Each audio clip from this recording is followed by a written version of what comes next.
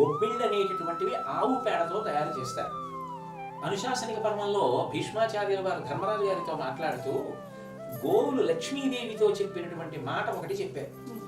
అందులో ఆయన అన్నారు, మామూత్ర పురీషంబులు భామ వేదంబులిరుగు భావనములు కావున ఆ మేలుగు వస్తువులందు ప్రీతిధామములై నీ ఉండుము ఇంపు తలపనమాకులు అన్నాయి.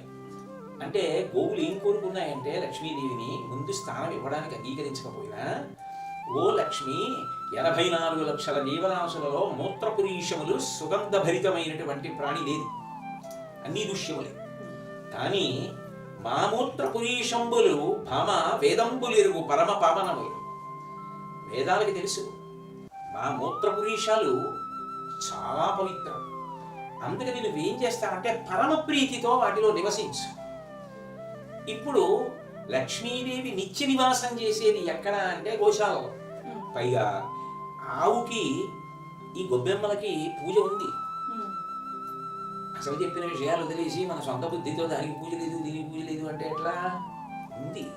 ఎందుకనంటే భీష్మాచార్యుల వారే సంస్కృత భారతంలో ఒక మాట అంటారు, ఈ గోవు ఉందే తస్మై పూజ్యాన సంశయః, ఇది సర్వకాలముల యందు పూజనీయురాలు, అందులో ఏ విధమైనటువంటి అనుమానము లేదు, కాబట్టి గోవును పూజించవలెను. మూత్రపురీషముల యందు లక్ష్మీదేవి ఉంటుంది కాబట్టి ఆ పేడ తీసి గొబ్బిళ్ళుగా పెట్టి సర్వసాధారణంగా పూజలో వాడినటువంటి బంతి పువ్వు తెచ్చి ఆ గొబ్బెమ్మకి గుచ్చి, గొబ్బెమ్మ అంటే గుర్తుపెట్టుకోవాలి గోపెమ్మ అని. ఇప్పుడు పిల్లలు ఏం చేస్తారంటే సంతోషంగా ఆడుతూ పాడుతూ పూజ నిర్వర్తిస్తారు. ప్రదక్షిణం కన్నా గొప్పదే ఉంది.